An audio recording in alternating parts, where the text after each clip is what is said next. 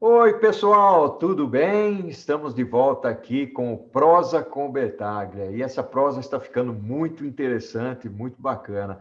E nós estamos trazendo um tema hoje que é bastante oportuno para as empresas fazerem novos processos, novos projetos, repensarem a maneira como eles conduzem os negócios, criarem produtos, criarem empresas, né? É o famoso design thinking, estratégia para a inovação. Esse é o nosso tema.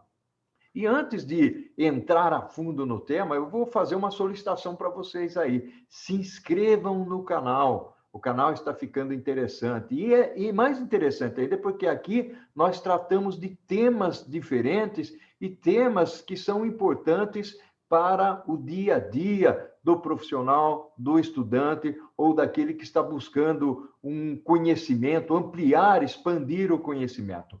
O design thinking ele vem transformando a forma como as empresas e os líderes dessas empresas criam valor. Olha que interessante isso. O foco da inovação, ele passou da sua orientação da engenharia, ou seja, do produto, para pensar muito mais naquilo que o cliente quer, ou seja, qual é a experiência do cliente, como é que eu consigo satisfazer o cliente final. Então surge aí um conceito bastante interessante que foca e que pensa o cliente final sempre que há essa possibilidade. Então, o importante é que os CEOs, presidentes de empresa, diretores de empresa, e um grande número deles, eles estão orientando a organização, colocando o design thinking no centro da organização para desenvolver os seus produtos com foco pensando no cliente. E é dessa forma, eu vou citar aqui alguns nomes de empresas, logicamente muitas outras estão fazendo esse trabalho, mas, por exemplo, a Apple, a PepsiCo, a Procter Gamble, a Unilever, o Google, são empresas que focam essas mudanças utilizando como elemento catalisador, eu gosto dessa palavra e gosto de trazer essa palavra na nossa conversa aqui, usando a ferramenta, então, que é o Design Thinking. E um ótimo design thinking, ele torna o produto mais palatável, mais aceitável para o cliente e o consumidor no mercado. Ele passa a desejar muito mais isso. Muitas vezes a gente conhece o design thinking através lá do Osterwalder, né, que criou o conceito do modelo Canvas. Aliás, o Canvas foi bastante explorado, mas existem muitas outras ferramentas que se encaixam no design thinking. E para isso, eu vou chamar uma pessoa que hoje se encontra lá na Guatemala. É o Rafael Davini. E nós vamos conversar então com o Rafael sobre design thinking. Oi, Rafael, tudo bem com você, meu amigo? Vamos conversar um pouquinho sobre o design thinking, Rafael? Oi, Paulo, tudo bem? Bom dia daqui da Guatemala. Aí, vocês já estão chegando aí para o horário quase do almoço, né? Bom dia, tudo bem? Espero que você e todos estejam bem por aí, todos que nos assistem hoje aqui. Não, nós estamos bem, sim, Rafael. Bacana, legal, gratidão a sua participação aqui. Vamos lá, entra um pouquinho nesse famigerado design thinking aí que você conhece tão bem. Ah, legal. Olha só, o design thinking, ele, na verdade, não é algo novo.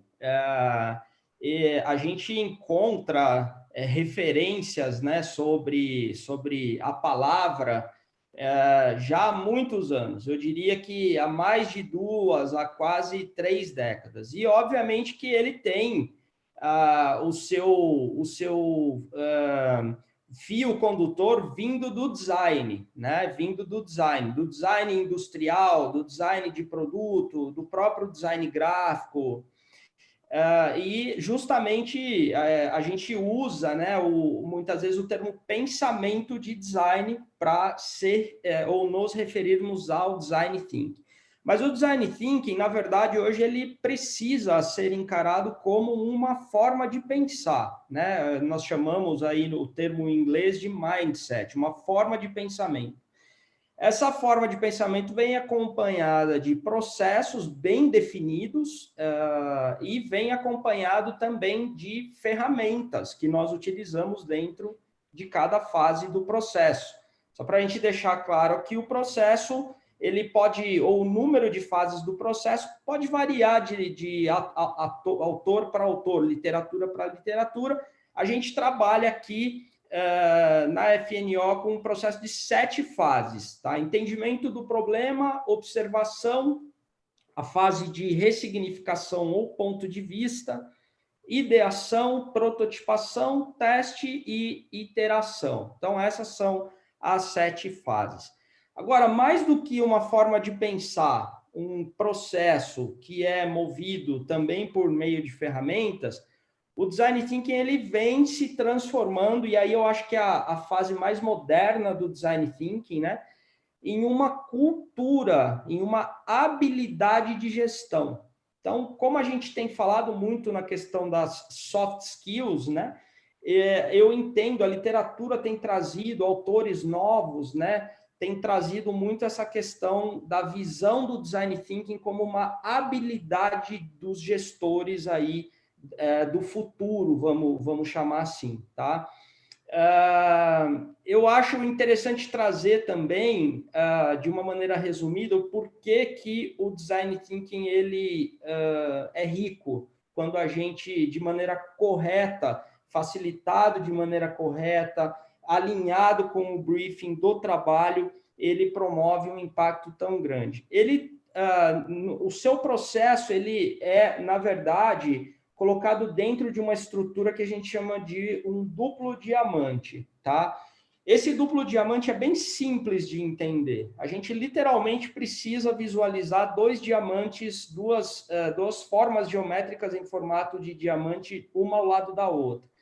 Esse primeiro diamante traz as 3 primeiras fases, né? O entendimento do problema, a observação e o ponto de vista.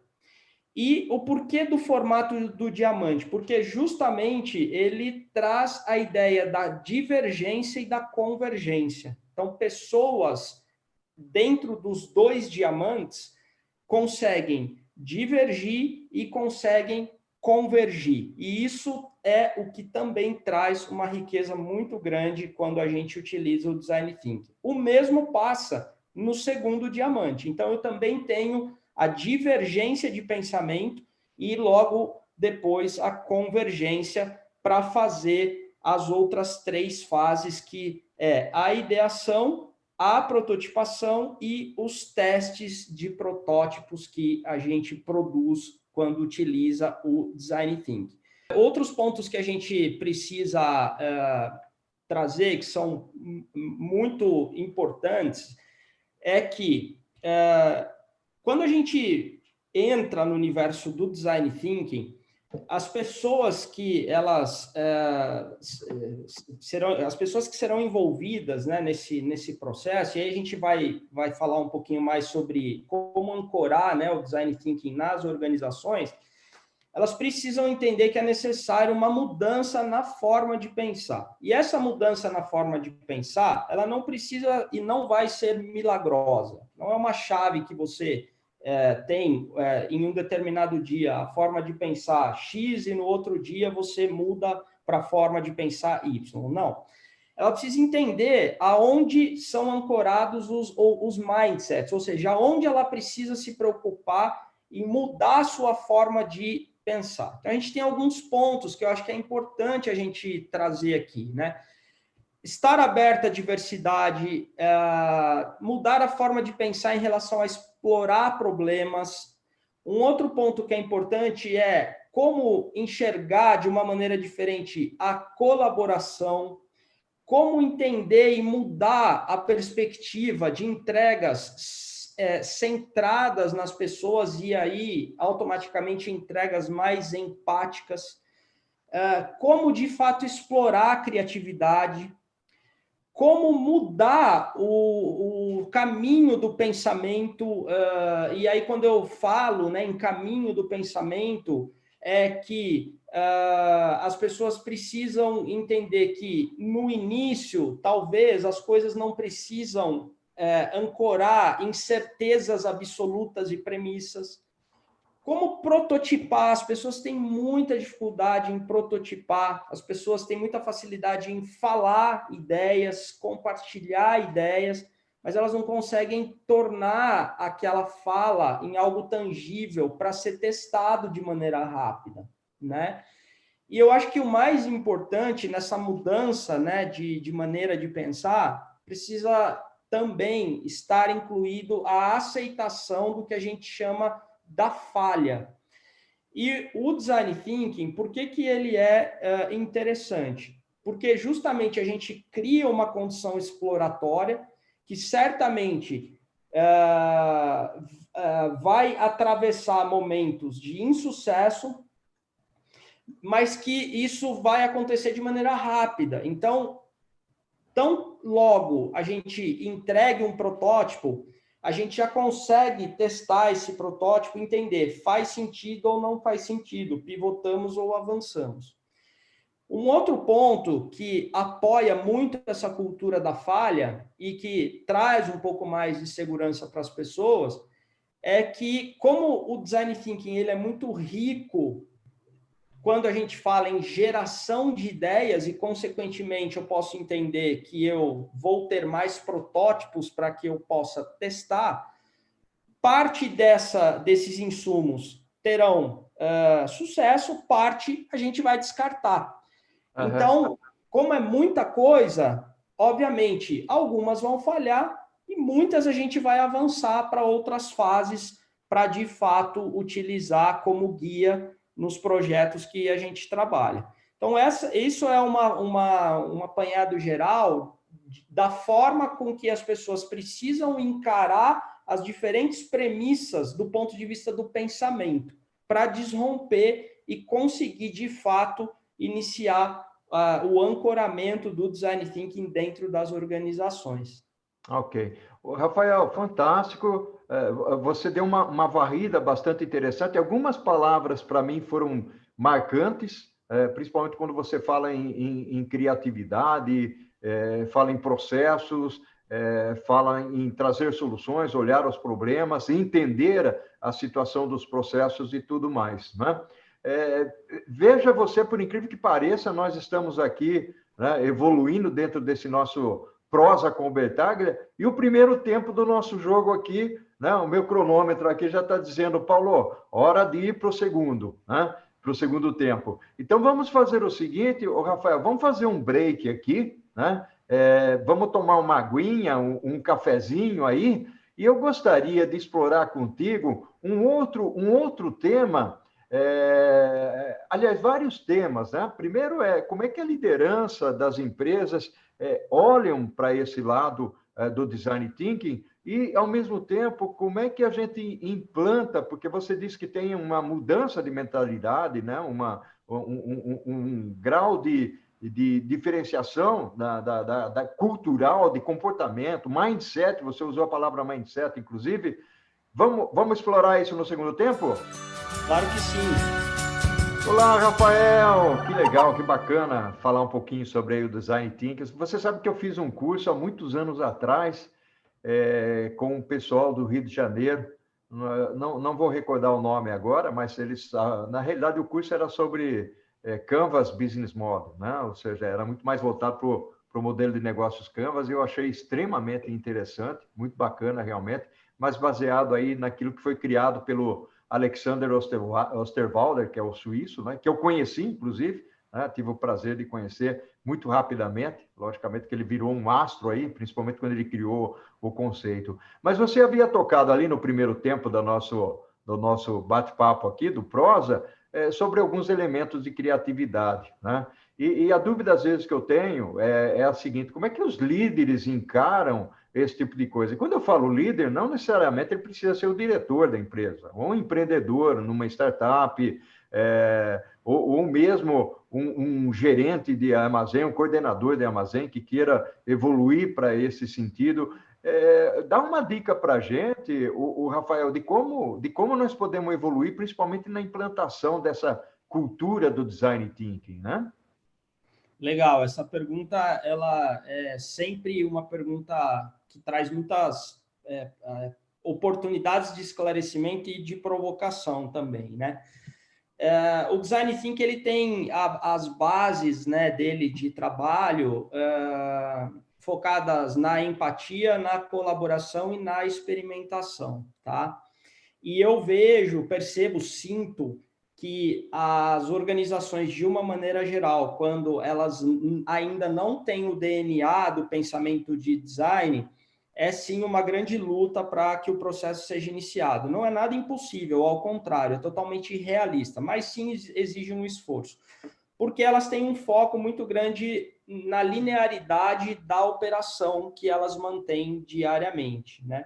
E aqui eu acho que entra um pouquinho de um conceito chamado de ambidestria, né? Que é a gente hoje precisar, óbvio, manter a operação e seguir o caminho que é necessário e de acordo com o que a gente planeja, né? Mas também ter um caminho de criar novas oportunidades, né?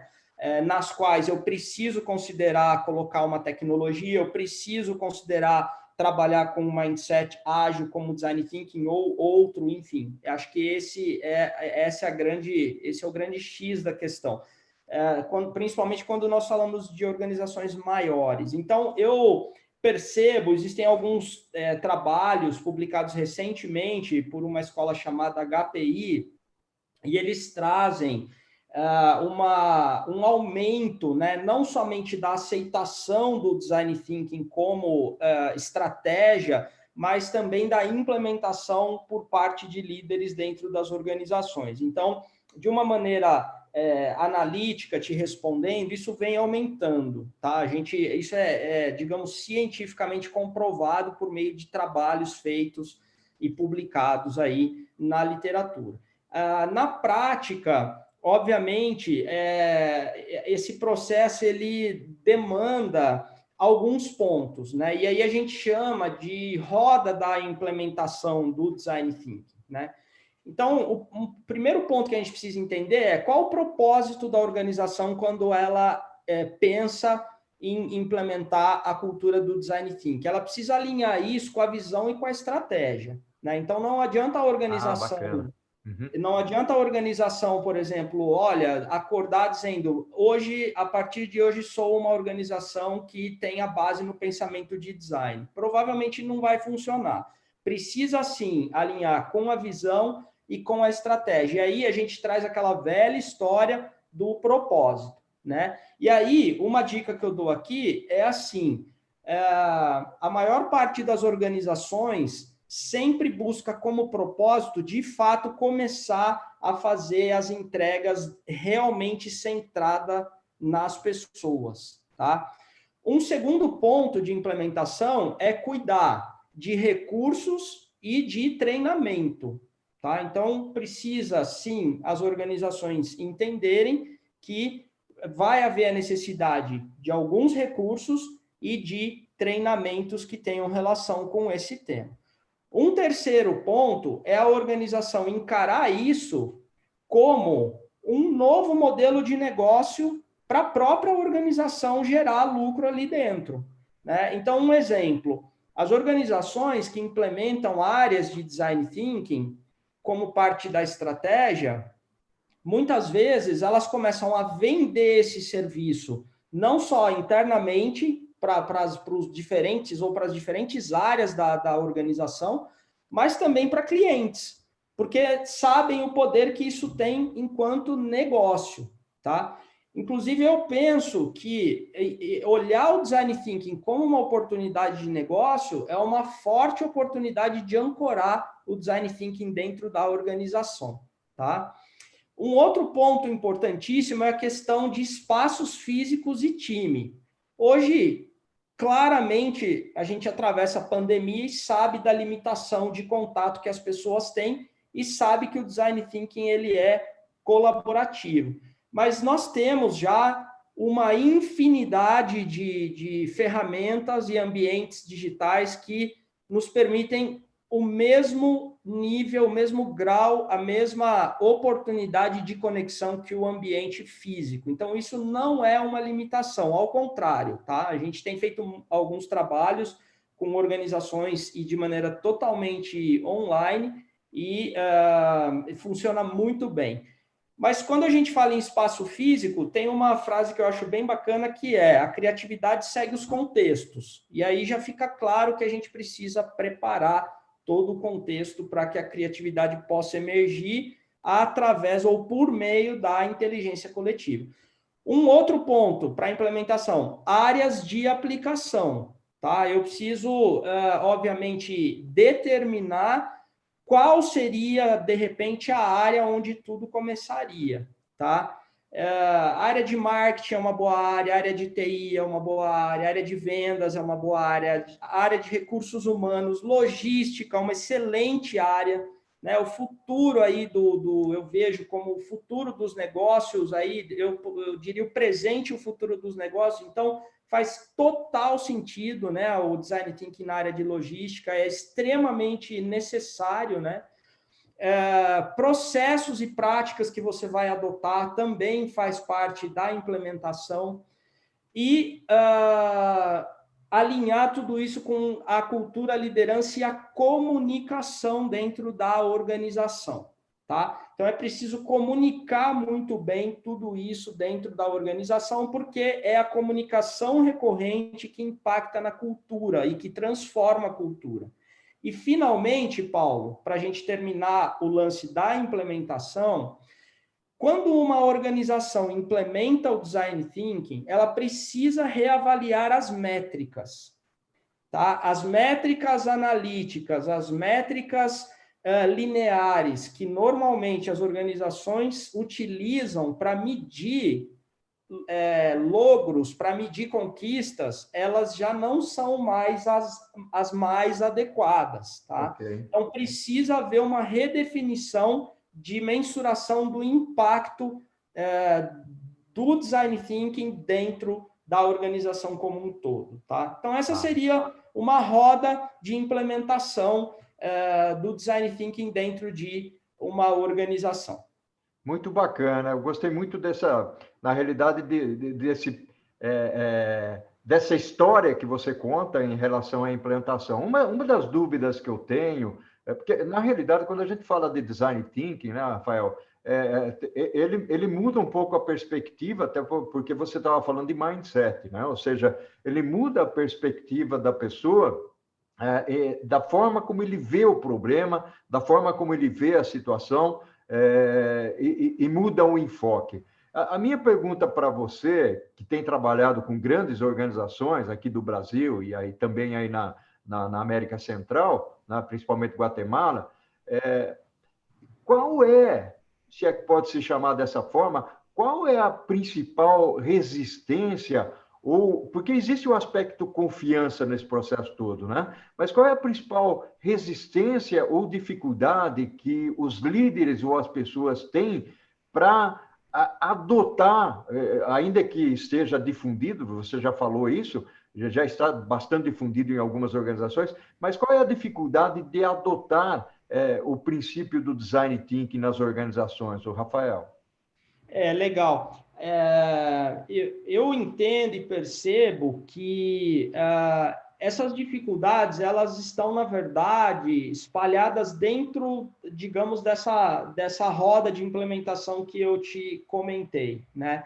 Então, por exemplo, entender o design thinking como visão e estratégia é um ponto que os líderes ainda têm dificuldade, tá?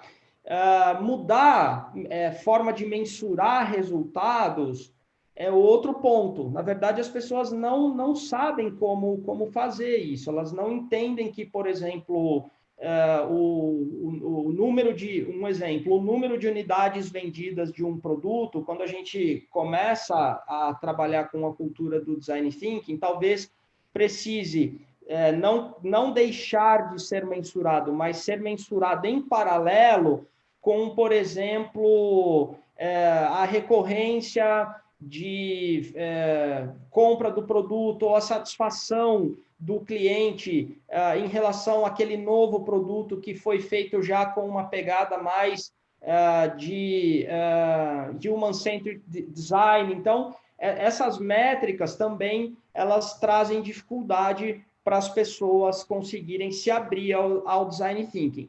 Existem processos e práticas que são diferentes, então você começa, por exemplo, a ter que tirar ou convidar uma pessoa de TI, junto com uma de sucesso do cliente, junto com uma da engenharia, junto com uma da produção, junto com de vendas, junto com da logística, junto com o administrativo.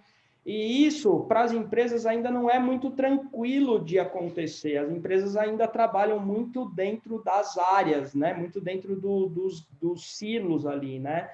E isso é uma outra dificuldade. Muitas vezes as pessoas têm essa limitação ou essa inabilidade de fazer, né, essa junção, de colocar pessoas ali de áreas diferentes dentro de um mesmo espaço para falar e pensar sobre a solução para um problema complexo, né? Um outro ponto que eu vejo é a questão da diversidade. Nós lemos, vemos, escutamos todos os dias, né, as skills demandadas aí pelas empresas em relação aos profissionais do futuro, e muito se fala em diversidade. Eu ainda acho que pouco se aplica de fato o conceito, né? Então, eu preciso ter uma pessoa da área de engenharia, de administração, de psicologia, preciso ter o especialista em logística, mas eu preciso ter também o sociólogo, eu preciso ter o arquiteto, eu preciso ter o filósofo, o antropólogo ali dentro, né? Por que eu estou dizendo isso, né? Porque a gente está falando de uma maneira de pensar centrada nas pessoas. E quando eu falo isso, Paulo, precisa ficar claro que o design thinking, ele não tem o objetivo de fazer aquilo que é legal na consciência ou a partir da consciência das pessoas. Porque às vezes, ou na maioria das vezes, nem os próprios consumidores sabem de fato o que eles querem e precisam. Então, quando eu tenho pessoas capazes de fazer leituras do ponto de vista sociológico, antropológico, da engenharia, a parte técnica, então suponha que a gente está pensando em um desafio na área de logística, então tem toda a engenharia da logística que precisa estar ali, né? Assim como é preciso também a pessoa da administração, porque ela traz conceitos que vão impactar. Mas é preciso também alguém para fazer leituras que ficam ali mais no meio daquele nevoeiro, que muitas vezes essas pessoas que têm essas habilidades e conhecimentos muito específicos não são capazes de fazer. Ok. Né? Então, isso tudo é essencial. Eu acho que um grande paradigma, né, que a gente quebra não é em relação a uma coisa ou outra, é quando a gente consegue trazer tudo isso para dentro do ambiente no qual a gente deseja implementar a cultura e a visão estratégica do design thinking. Maravilha, Rafael, sensacional, né? Chévere, como dizem né, os venezuelanos, não sei se aí na Guatemala fala chévere também, né? Eu escutava muito na Colômbia. Na Colômbia fala muito também. Legal. Estamos chegando ao final aqui, Rafael. Passa muito rápido esse bate-papo, né? Mas nós aqui nós ficamos dentro de 20, 30 minutos, né? Para que o pessoal. Porque o legal aqui realmente é a história do educar para transformar, ou seja, pessoas que estejam afim de compartilhar aquilo que conhecem com outras pessoas para que elas tenham uma visão do que acontece, né? Do que acontece em termos de educação e como aplicar essas coisas dentro da organização. Rafael, a minha gratidão para você, tá? Obrigado aí por estar presente, né? Uma brechinha para você usar umas palavrinhas ou dar umas palavrinhas finais, bem rapidinho para o nosso pessoal que nos acompanha aqui. Tá, só trazendo uma curiosidade, né? O legal aqui, eles falam pilas, tá?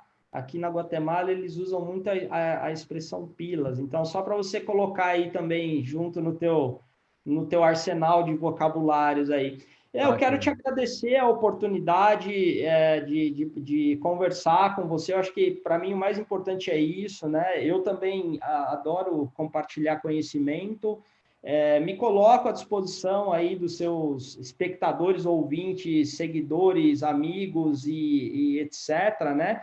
Para apoiar e para trabalhar junto. E nós estamos aqui, Paulo, tá? É um prazer e eu realmente gostaria, né, que pelo amor que eu tenho pelo design thinking e pelo poder que eu sei que ele tem de fato, né, que as organizações se abrissem realmente para implementar essa forma de pensar dentro da sua visão estratégica, tá? Legal, legal. Então, e parabéns aí pela sua iniciativa, por todo o conteúdo que você gera. Te desejo sempre muito sucesso.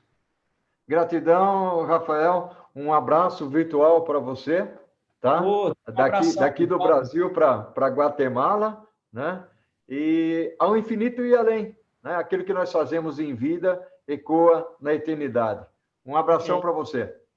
Muito obrigado, Paulo. Um abraço.